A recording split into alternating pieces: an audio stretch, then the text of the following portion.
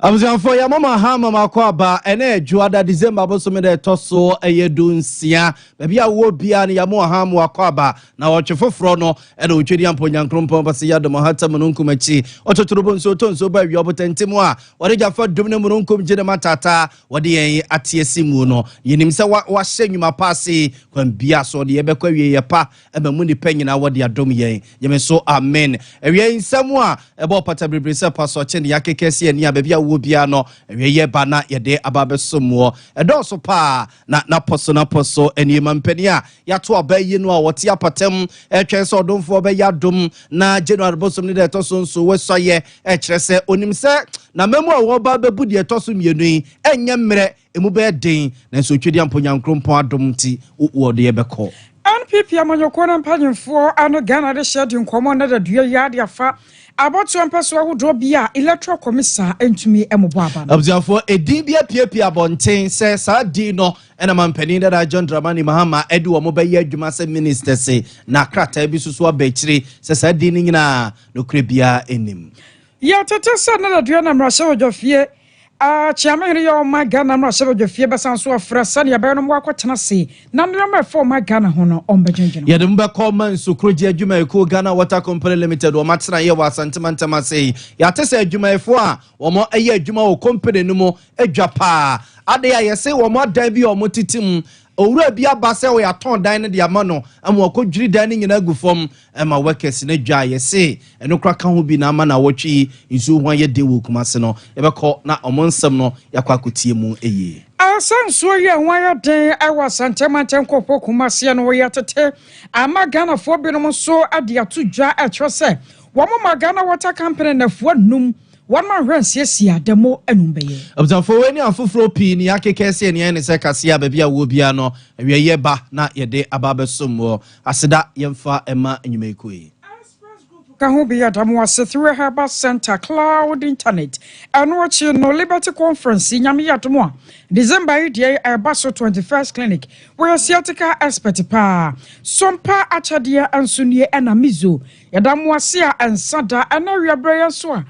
Yatana Sebakan can semi diama no ayame. Akosia Ajewako dia boatin. Mene. Nana ya bo amalibi aboga ensemnini observe yenhye ensem na semfemfri mampani da John Dramani Mahama mampani ya saso ato abayi ne biewa eja wote apatam na oka ne nsakọ no so nanum nsia asro otwedi amponyankrompo mbase yadomo a ohatam no nkumachi eja ototorobo nso tonso ba wi obotentemu a wode jafa dum ne mo nkum gide matata so obeti wiemu na January bosom ne de toso nso na babeti asomdwemu na wakantam densie awi aboa gusu asoyi yade so obedu oman nenem ede akoboshe asase so mampani da John Dramani Mahama ekyerese eja na memu etoso mienu no onim se enye bete onim se onfo na hoguno so onim se ahokyere atete ni atepo ya Ghana fo namuo no enkoye nnene kyena ena ebefiri honomo nenso edi ebeye nyina no owogidie soronko ewotweri amponyankrompo mbase yadomo se obedi nanim no waka ne ho abra nyina mu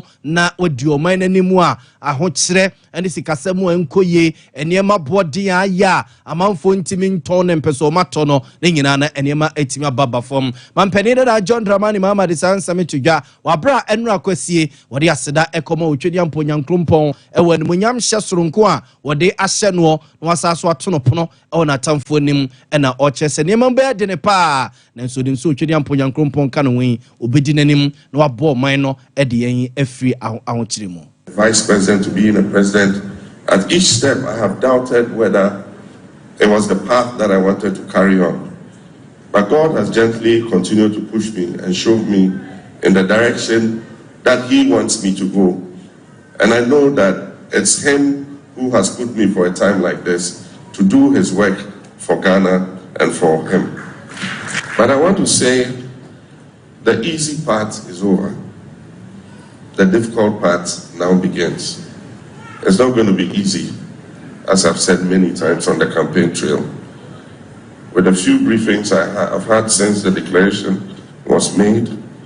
I can confirm that our country is still in a very severe economic crisis, and it's going to take a lot of work to bring it back. It's going to be a tough task to restore our economic prosperity But I pray that the God who gave me this responsibility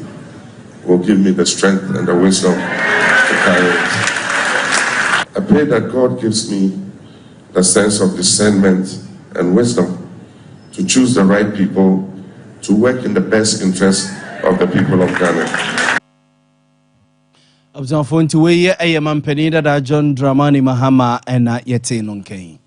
John Dramani Maham Maria no wamana so one obaba chirmo sa anatomy dear man waitress and mera way ni anka sokra. Enti sana na ya wodia wachina bibetumi afiri won sama na wayeje and so nti Ghana fo ani mo nyam sha wo mo de ahya no yade se obekura mu yie na obehwa se won fa kokodi kokoti menko na meteso me na maban aba de kaka ho emfa emetena akonya no so wo se wo hwe 2016 ebra akonya no free ne nsa no anyame no kwasani sane enka yedru Christmas ya kankrofo de hampesa wo do no ya kyade pinu a ababa cha no wo se ahwote pa wona ma no hu ne level se wi asemu kita tumi a sane enkrofo se beje oso no enko ana tumedie no free wonsa eno sonko na wasua bibi pa de free mu a afi Ghana fo to won ma to abade ama no no wo baro se wode buo ne ani die abema Ghana fo na afa wo ma hantan eni nanim kan. Times it has been happiness, and today we're dressed in all white, we're all happy. But sometimes it has been sadness, it has been very lonely. And I remember a time when I had won the election in 2012, and I went to visit President Kufuor, and it was surprising how quiet his house was, and how quiet the entrance to his house was. And I was transported back to when he was president. Anytime I was going to Parliament, I lived in East Legon. There was a huge crowd in the frontage of his house next to Villaju. You people know that place. And anytime it was Christmas or the Muslim feast of Salah, you see white sheep and cows tied outside his house being brought to him as gifts. And so this time when I came, it was very quiet. He had just a few policemen at the entrance, his loyal policemen who had been assigned to him by the state. And so when I went in, I remarked, I said, oh, look how quiet your house is. I remember when you were president, this place was always full of people. And he said, John, take note of that. Know that all those people are coming to you because of the position you occupy. And that one day when you leave that position, your house will be as quiet as mine. And it's true, when I lost in 2016, the Christmas hampers stopped coming. There are many people who used to come to my gate and come and try to get in to just to see me for a minute, stop coming. It was only my siblings, my family, my closest friends and others, my church members who continued to stand closely to me. So for me, these trappings of power don't get to my head. I know that all the praises and blessings you'll be showered with by people are temporary. It's because of that word attached to your name, president. One day it will go and you'll be with those who are. Ayo John Dramani Mahama yatesa wakasa wachemsa ukita tumidia. Sani yankrofo hwa wono ya sonko kura ana firi wonsan so a sani wono musibi ye wono ena so ye sonko abzanfo egusu ade mo gina mampani a yato abayi no na otia pate mampani da John Dramani Mahama na tena ye na sofo pani a wada Divine Miracle Revival Missionary of Ghana no Apostle Dr. Ajene Mboaten wade afutuo eko ede amama mampani da John Dramani Mahama Ghana for yasasa to abayi ne foforo ebiewa wo twen se January bosom ne de to sonson obeso ya ba bedi o man nanimu wasre no ada se obedi o man nanim de etosom yenu no onfa pepepe ye odosoronko ena endi o man nanim na onka ye nyina mom se ye frukromu ade no onye agya odi o man nanim nemum se koya amanyosam me party fo nko a we kasati ame we timi we di matam eno ntimi ba be ye bi de atua ne ka e basa o man nchechiriye ene o man nkan kobe de ne de amane pa Apostle de sefutuo we eko edi mama mpeni da John Dramani Mahama emra no akwa convention o manso kensrin kwanta ye wo amansie south abato mpesi aso e wo asantemantema sei Apostle nsem enie yes president Baba Sisi. I mean, a demon, yes, so also Mapa, any Akokro, any Odo, any Nokore, what I say. Na Abaro, say, Empo, na Asabasa, or new Bidimu, or Church, so say, you know, Abu, say, Traba, Tibia, so on Suman Kabu, and the Odo, and the Christopher, yes, Yanchra Odo, Yanchra. So the Baya, the Jobin the Baba of Bia, when you're not going to say, you might not have every day, the Ethiopian and me, the Yina for dog, the Korea, Emwa, maybe, when you be my na, so the Baya, or Mother Tumpo, a Juma, the Baba Bia, Kansa, Jumano, or Minus Secrets of the Baya, Futia. Nti weye a apostle Dr. Ajenim Boateng so for Penia what that divine miracle revival missionary of Ghana and actually ora Daniel Afrea one also convention a course on Jumedia asafono edi omoto nsafre no so mfo ni monyama emete chire bie eso edekakra epi so seye e kamia se ene Ghana ha bia wi so ni nyansa na jobe nhwemu na ni nyansa no kwa fa so e da ni nyansa na di no eye sisi eye obi eye oye na di mfonso bi aba enso ye kan nyansa se na afisi fo na eti enum jimu edunum ekodu so kan se wonanti se obi a onum nyansa ne mom ye nanti se enyansafo ana e ko me bisam etire edunyansa ne ntuchemu aduonu ho ase enu nyansafo mo na won nyansa aso ne okwase anama e di amane bro tie kan nyansa eye kwan a ye fa so aboye bra ye paso diguma ne di fa so abre ye ni afofo ndi ade bia ye ya yenim se eye nyansa na so bi hawdu ene ebre ni afofo bi no eye nyansa no eye kwase buo eye sisie eye wiase a ye binze eye nyansa no kwan fa so dai no di kwan fa so di adwuma se eye nipa ye bebra titu ye youth ye be ye bra ogun so ni nyansa ndi Abzanfonti weye a divine miracle revival missionary of Ghana safunimu omo convention ene sofo na wudi da dwumedi omo kokodi ye era sansem weye epiepie mu I was sure your concern from one assassin on Paswaba Senum and Akasa Electoral Commission at the one month so manaba to Jana Womwa. Womudim kunim I was some persuading in our monos or so. Ye bet to me I won't be now what you cham wono. Ye won't say Andis Yamanokon Chitinani. Yera Johnson a serum Katiana this year. Woman and some for I didn't come out watch us what the soccer quacoto. A binom as so sans sunny and king can so quiet. Woman and your home. Now another dress so Anpipia Manyokono. Woman and some for Akasa I won't crime. Can I tell you the Mamma Yokoni or Peter McMenu and Akasaya watch was a senior and this for one must say a cocoti, I want personum no acanono. One general cry 1 month yes, electoral commission. A bird who saw was a bobo ma. Now the choice and this for no chinchina chine. One person of one you never want Subanya womono. One more choice and Swanny cry. Now there one more yan, one more can add the choice and my cabin cabin why womono and to me and daddy. Hence illegal and will not be upheld by the EC. Conclusion: it is therefore our expectation that the EC would immediately resume the coalition exercise. We implore the National Election Security Task Force to provide adequate security to facilitate peaceful coalition under a serene environment. We are also calling on the NDC leadership to rein in on their supporters. We are very certain that our parliamentary candidates in the above-mentioned constituencies won the election based on verifiable data from the pinches, as we have demonstrated. We urge the EC and all stakeholders to, in the interest of democracy and peace of our dear country, take immediate steps to give effect to the will of the voters in these constituencies as expressed in the December polls. I thank you all.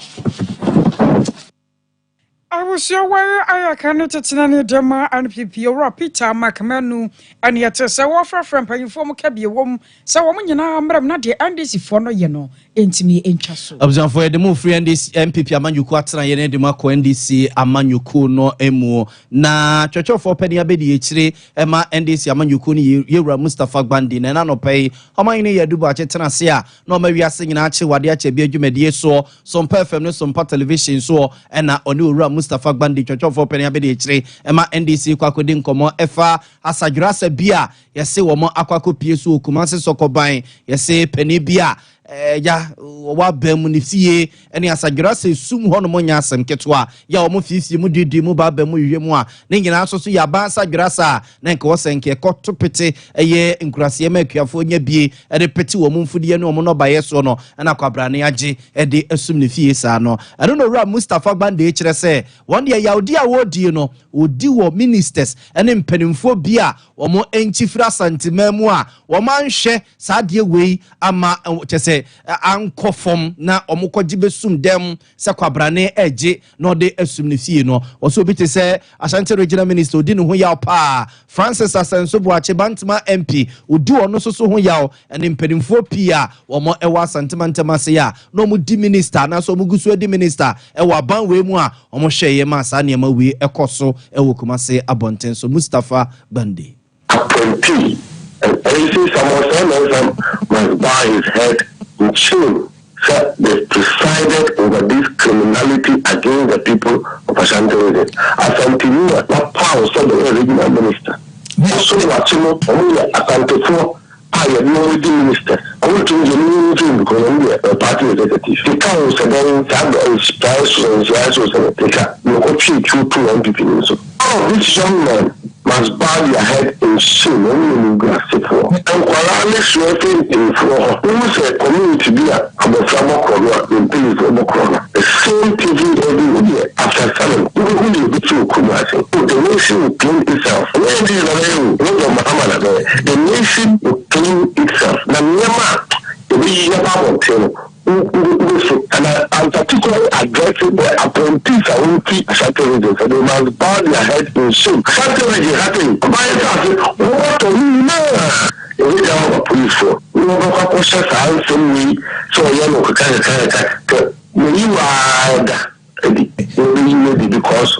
look, I mean the NDC and the MPP and the Mamofua.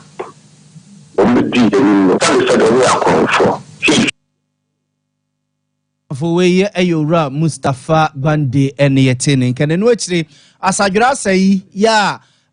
ebabeto dwase eya bandia nipa binum awia ede akwakosum sa dan ni mu a yewura Joseph Yamin national organizer ede ma NDC amanyuku no ene Mustafa Bande ne NDC mpanimfo bi ehwenwan ya kokopie so anura no nipa ye ne dia ene efie no kra sa fertilizer ni sumu no de ye ne dia nom ne ade eno so chechire mu sei de kire ye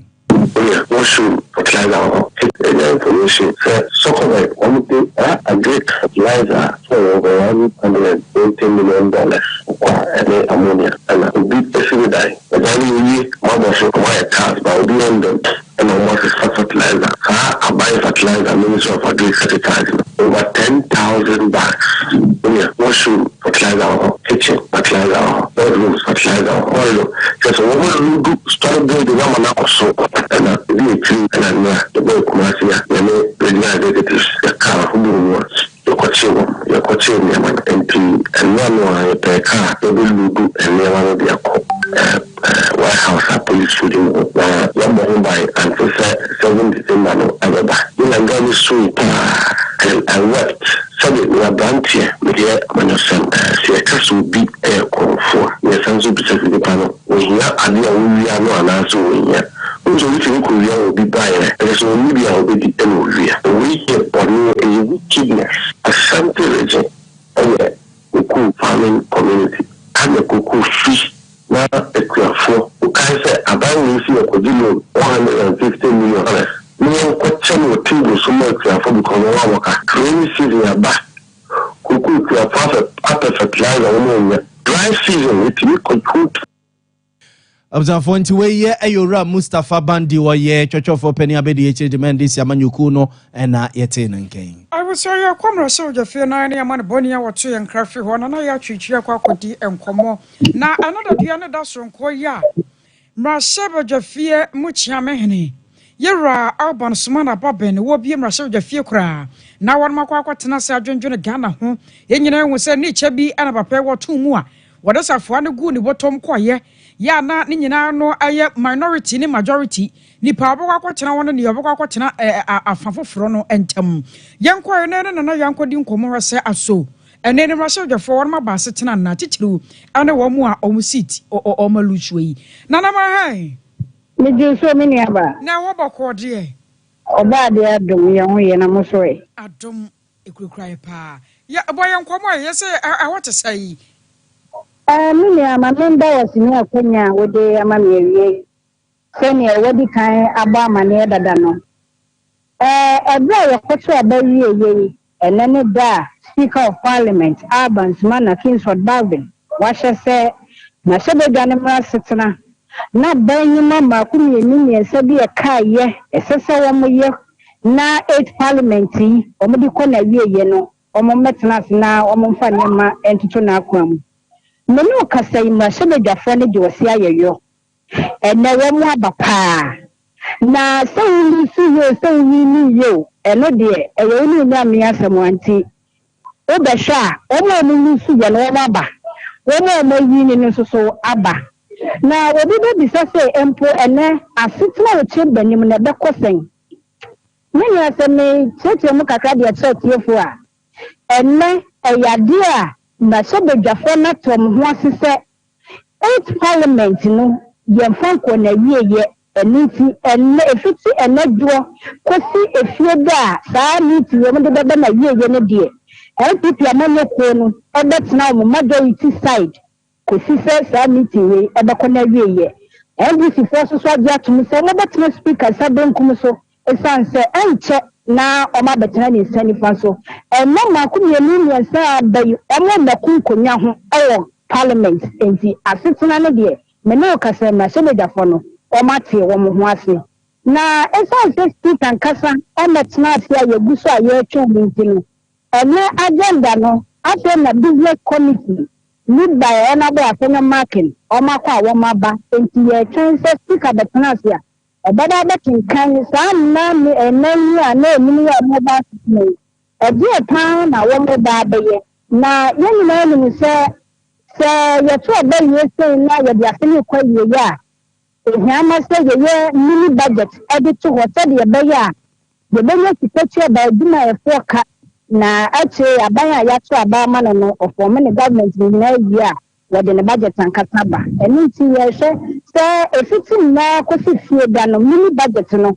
yade o mai fiti sanfoin ne obeba na wode abetu da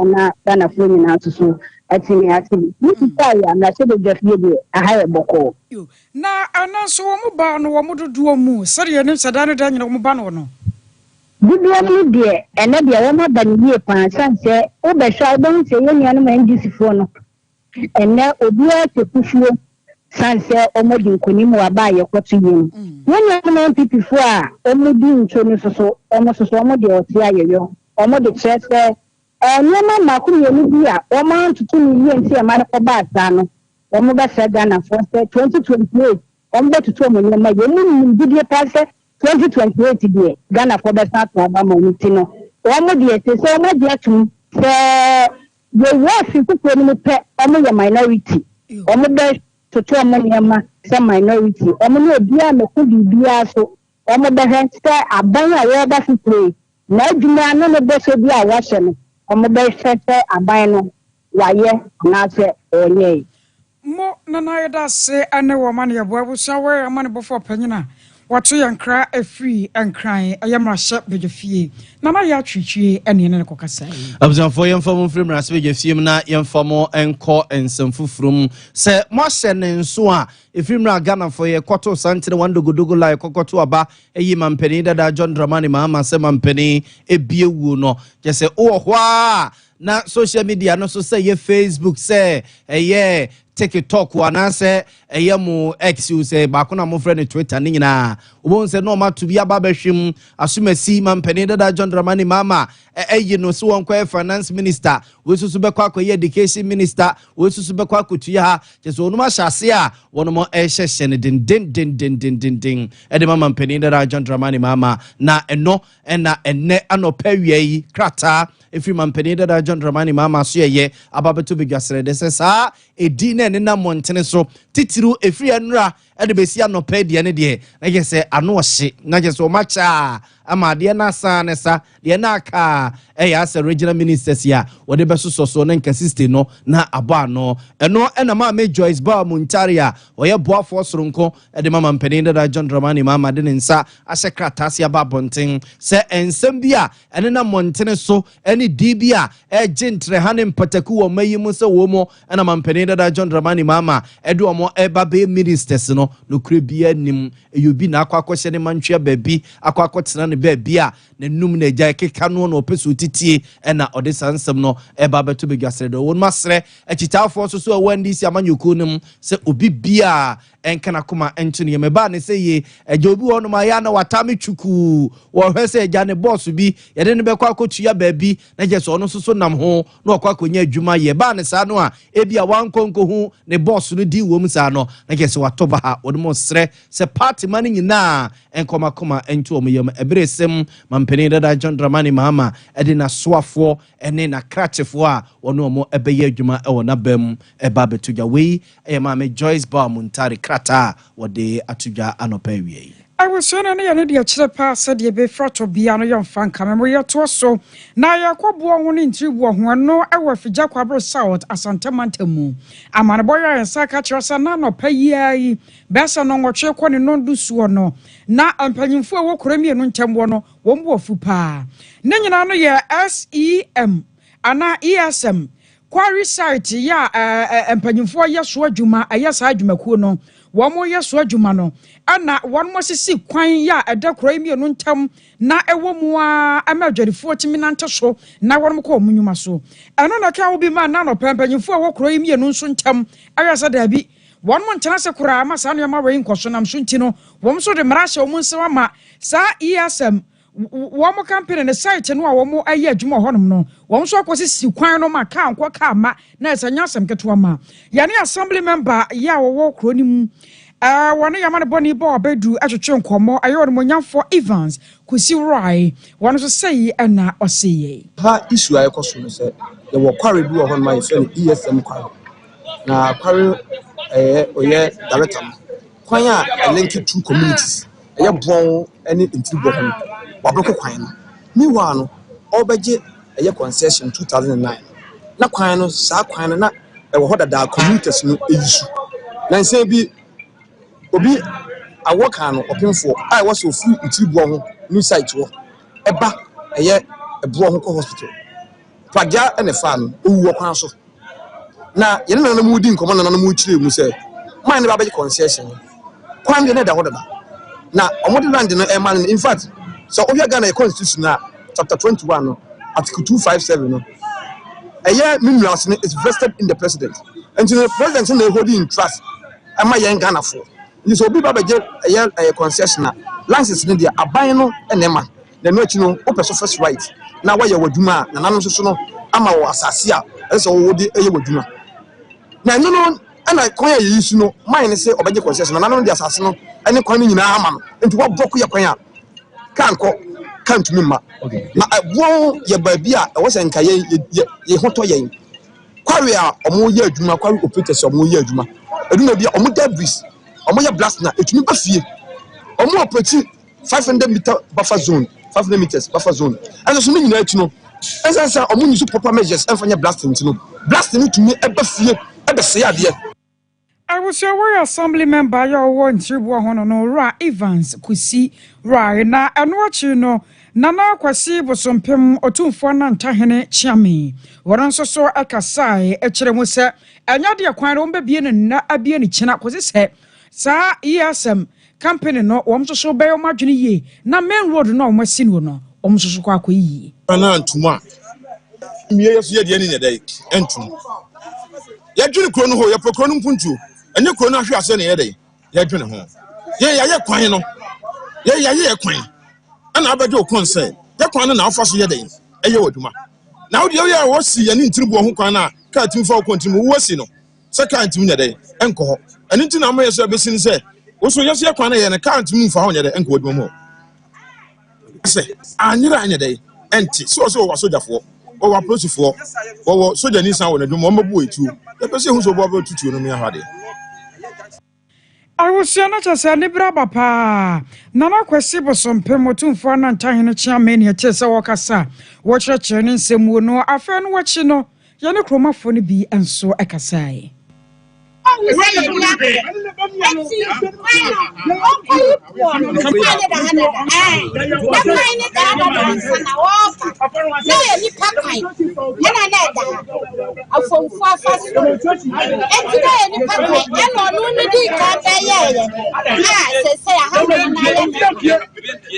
ɛne napamfoɔ ɛbaa mu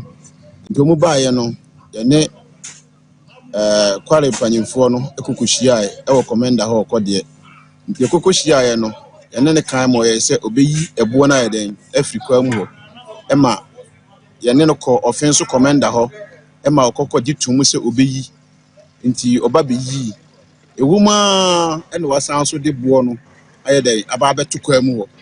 nti yɛfrɛ no ɛne ne tena ase sɛ deɛ ɔyɛ no deɛ nti na wasan so de mmla asan ahyɛ ne nsam a ɔyɛ saa because yakɔ kɔdeɛ kɔmɛnda hɔ ɛma wade atom so obɛyi yakɔ ɔfen so ɛne ne kɔkasae yɛfrɛ ne tena ase ɛne ne kasae ya wɔ so ɔbɛba abɛyi up to now ɛne aduo yi a yɛne ɛkasae ɔmɛyi boɔ no awusia wɔyɛ ntireboɔ ho adehyeɛ ne ɛte wɔ mo nkan 3 Herbal Center ana yɛkamfo de ama waduro nwanwa so a yɛ adwuma mmiɛnsa ɛwɔ nipadua nim wosisi wayam tim ne wokoko no saa aduro wɔ yi betu no nyinaa sɛ deɛ firi hɔ nom hyɛ no so Christmas yi wohia bipa so de bɛhyɛ wankɔna kwalana ke ba dan Herbal Misty Epidank 0546 107 0546 107 Sompa chadeɛ yɛkɔ so akai mu ɛbrɛ na wie du abusua sɛ yɛkyɛ yɛde mɛresi anyanka mɔborɔ wa wɔ ne bie fa nso de bɛka hwan na nyɛ bɛfua na yɛmfra nkyɛwate deɛ ɔwɔ bia yɛbɛgye yɛbɛda wase ɛmo wanwantade mpaboa socks books pen ne nyinaa yɛbɛgye paa ɛyɛ sika nso a yɛhoma no nie 0598 559 802 0598 559 802 Edini Atawan Media Anasa Blessed Foster Mizo Ana 5G Yadamu Asian Sada Mandauramenti Christmas Yamubaya de Passan San no dear Bakua Etia Pona Wadi Womurno I was showing ya be a babu Bemo Deno a CP na access it 21st clinic na was where a theatrical expert Ohena Yaya to a say Intilina someone action wadi abana mu Emotion she mo titriti Upejem peja watanasi bobo ko 21st clinic in China doctor for and show Kumasi wa show overseas junction or Boise council quarters Accra Dome Market Swinyon Crans at Chiman 0540 311 311 0540 311 311 Express Group on Sona Yakan for Diamao Say Canada US UK Holland Babia Express de Woko Kumaswa Wasafu Labor Runabout Accra Kaneshi First Light 0249 000448 0249 000448 Afe woman so mobile madan dan na internet Ejina so 24/7 wa brand tetenko air cloud internet wase Wi-Fi na CCTV camera e may install be from our digital security locks web hosting at the cloud for bempa wo top high 111 FM din shanimu 0202 699 110 0202 699 110 Enyina weswani pension no me ba kakra na akachi no yerebeto so this clinic yes sciatica expert sciatica no o nerves na wo to ase na fa wo siremu na fa wo nansia besi ase ho no se ho techema eno ene ye fa ne sciatica na etimi bubu oto ase ka wo se dwe wo srem wo je wo ba bia enye na no na 21st clinic ba ye adwuma pa wo mu yenti abaso bo ma gye no Ghana ha ene amono ne enya asem ketewa wo mu gi international awards ahodo wo mu gi local awards ahodo na anu nso na wo mu bie the only sciatica research and treatment center in Africa bibrim ha no ebi ni ba bia gi se 21st clinic nkoa wo mu dia bibiduro ene besa o yare no masa de machine aka ho eya yare sabia yare bia wutimi de ko ne mama ade ba ko a wo ma gidi wo mu pa no eye sciatica ena stroke nso de kwa diabetes ni hypertension ni ade Ghana ha ba bia wo mo ho for 0540 311 311 0540 311 311 na 21st clinic wo mo ye sciatica expert.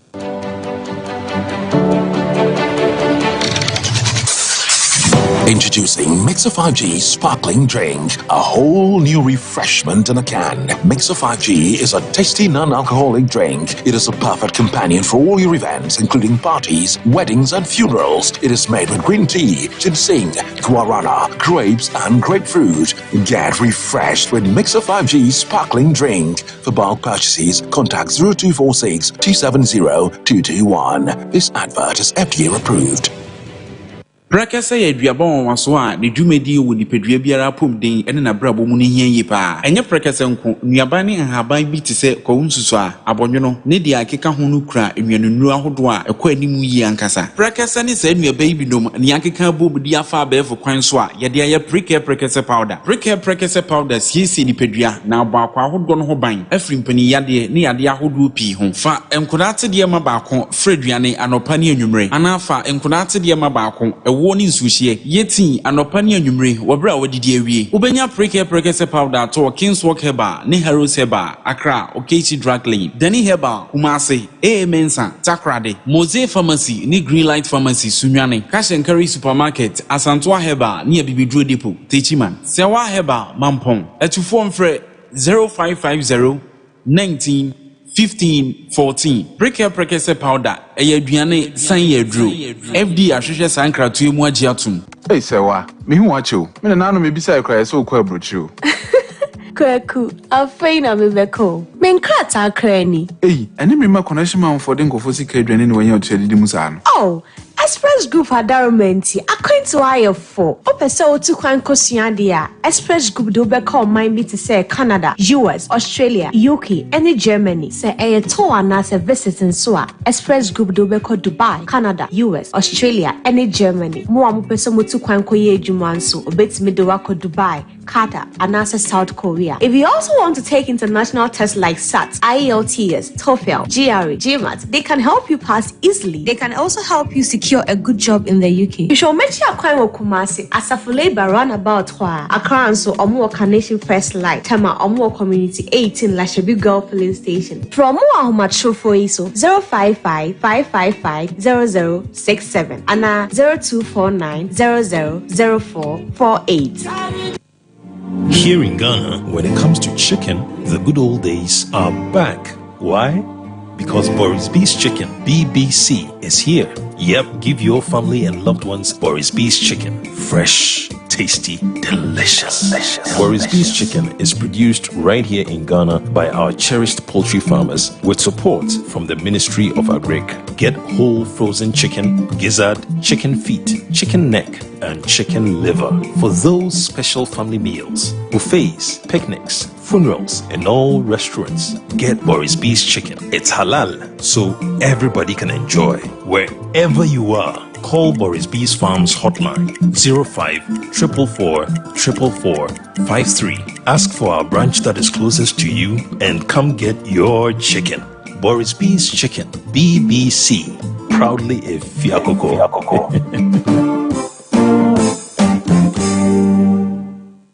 Na ede na ya obayi a oda forma so ne yafunu mu emunumuni. Oh Mr. Entry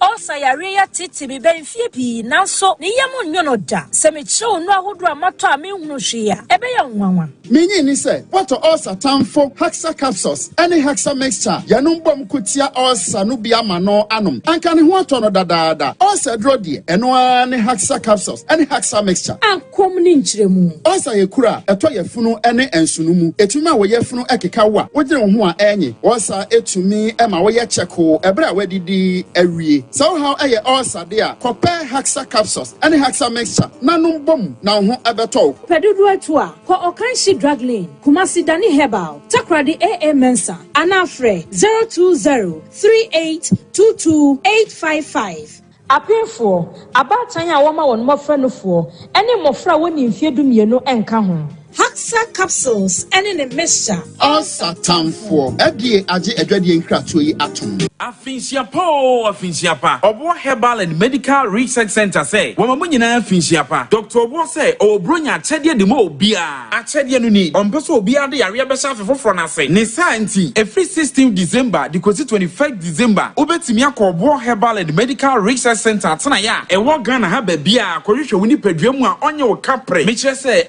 free. Into a Sabra, non check wakuma, o kidney will liver, no Winnipedria Quakan amount. So, or shed Naya Dio. Obesama wabra wan yu sika kese bia na wasen cho 30% jese untua sika twitwiri die se wo yade bi wo so na wakoa na nkwa for bronya chedi so na ko Dr. Bonchen na wansa oyade e ka obebo bia nso obeche omu 30% sene nso ma me bia mo se promotion na bronya chedi e sha se 16 December ya kozi 21st December na ebeko so e wo bo heba branches edidi so e Kaswa official town Obenjedi restaurant enkransa owade seman adua kwan ne so Kumase Obehunu wo Adwato Adumanu Sunyane owo Zinko on immigration center ne de animhwe Techiman Oben Kente Royal House Open chemu abro me de nso a obetimi afọ wo Herbal number si so 0549161508 ne 0550191514 afi 0549385619 Obo Herbal and Medical Research Center Abibidro Kasa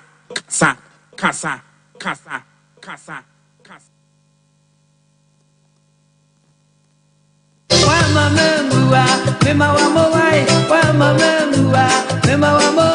December to remember. Macedonia,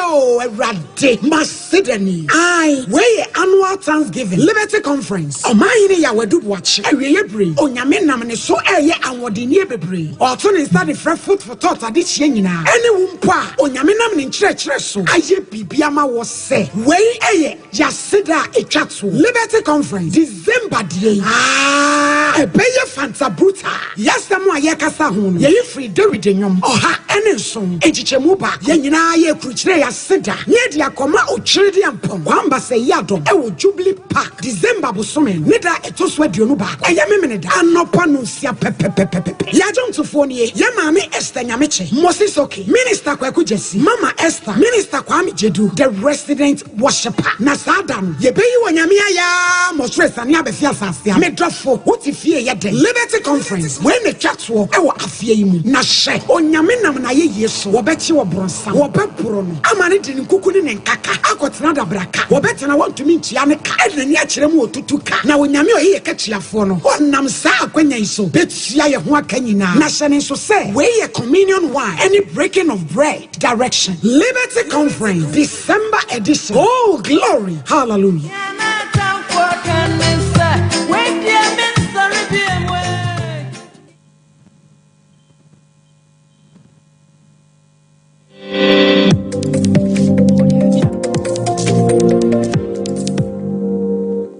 Sompa TV, Emma Aketiapa. Observe for Sasuma Makwaba bio. Na yenko amano so na yene yenua Kwame Redu enkodi enkomo. Kwame Mahai. Iya majoso. Ya tese adwumayefo omo ye adwuma Ghana Water Company Limited ye ensanefo nsie mo adaya omo se baabi a omo etete yaba bedwiri omo adaya gu ema chese omo ni abrekire mu omo asem no se pa ne sitie Bibia mama nase so dia wadi kankan no sa na tie be kai a ekobe na wotwini na omo de batu bia se omo ensa se ewo city hotel imposem ho no mo me ka say akwadi private developer bi ho ma akwaye nsem bebre na rehu se ma na wo mu se ebra na omo pani a wote sa ifie ho mpo no eni ho no na sa private developer wi efa intidi ekwadwiri wo mu dan no beguye ma ekofa asam ebatu wo no mu ena nam so ma me ka say ebufuo hye omo mo de batu dwa se enam sa nsem a ekoso se omo asase e wo ho ma enam so ma sa nipa wi aba abegye free wo mu nsemu no na ye pampa mo edi mo free saa mo no so no enya ade mo ni gye kokora na enam so emma omo de agufiso de ba betu je se ade a saa asam na ato omo nkofo no omo ntira wo hwese omo agya pade pie kuta omo nsemu no ebe free wo mo nsa eni nti no eni e ba saa de a omo be kire fie wa bra omo nso nkọ adwuma na omo akọfa nsuo anoma ye nsuo nwa adwuma ade ama amanfo a omo ehie nsuo wo asantemantem a enam so na ekobe na nseni se yere abedi adanse a nsuo ho akwatwe e wa asantemantem anumu ana nne omo hwese de nyemesi kwa omo mpanifo a semi beto odwenti no omo wonkan ababa ka omo ho ababa ye meeting no omo kyerem se ewom de ababa chodwa no ahadwe ye papa nanso omo tutusre omo ankasa nkrofo se sabe de adwobre omo fa strike no emfa ngu fom na omo nsanko enkonko ye adwuma na omo nye nsuo mfa ma amanfo mo asantimantem a ni na ni se omo ni mpanifo bekoso atena na omo esiesi asem na kopem se omo nsase a omo ade firi omo nsem bra enam mrakwan so no omo betumi abọ ho ban no magiri nyina asam omo ama aba betra so ade omo dwuma nti enam so ma me kese mpanifo no aba betu je se efiri sabe ekwe ya press conference akwa wiye yi ade a omo ahye omo nkrofo nse omo nko adwuma ahodo na fi omo ko bie nsuo ntum ma omo amu hie nsuo wa santimantem wa bra nsuo akwa atwe no omo nsa enya nsuo no bi enum ti bia betumi akase asam ni ba sa no mpanifo abam ama ono mu edi nkomo a make say no akoba se omo nsan kobie na enum no omo di tudwa se omo besra se de akoba ye ma we ni nyina ba ma isukoma badi amanfo be nanse no omo de achopa na de ma amanfo nti sabre de mpanifo na aka no omo hwe enum se de abeto kwan mu se asase no omo betumi asan de ama omo enti sa de a omo de techire se ebiem ebesen si bra omo eja wendu yani penini ekasa no bibia yenkotie se dia ode ensam no atuja kwame tobo ansansa ne yebekọ akotie penimpa no sa omo nsase omo ka ho asemi wo hefa okumase wo ehene he okumase a omo se nipa bia je afri omo nsami wohwe kumase city hotel kan city hotel Lancaster hotel no enhwe anim hodmo a hodmo na asase no ewo na eye omo mpanifo bia tena ya yade ama omo teso se omo bo omo brese adwumayefo a omo hwe ama nsuo hu akọ eso wa santimanti nti city hotel hwe anim hodmo efamu na omo asase ya tesa no ewo kwame udi diaka ne ye boa no adwumre mpedimfo ne nsem omode tu dwane nyina no na ye dia ba ye da sepa no ama ne hwehwam a wode abreye ye nua kwame redu ena yeko no enchen na sansuwe hu nsem ye na adehye bia wa santemo antemo so so to proja adiama na Ghana Water Company se wo mpan toto mpan no a wo wasane ne kire ya do ba bia nya sa demo pa ye bekoso wo mai mu no ye ntiase ya se be 5 days ensu edi nsu ye nya bi mfa nya hwe ye ntiase samo batu nsu ma anke bibia nkyere ye hu ya nse ya tu ye nya information bia ana ye hu chi ye nsu sa enti ya adwin se efri ne ekosi na nwumre ene ya me no kase mpempem kopim na nwumre se Ghana Water for me bi nsu na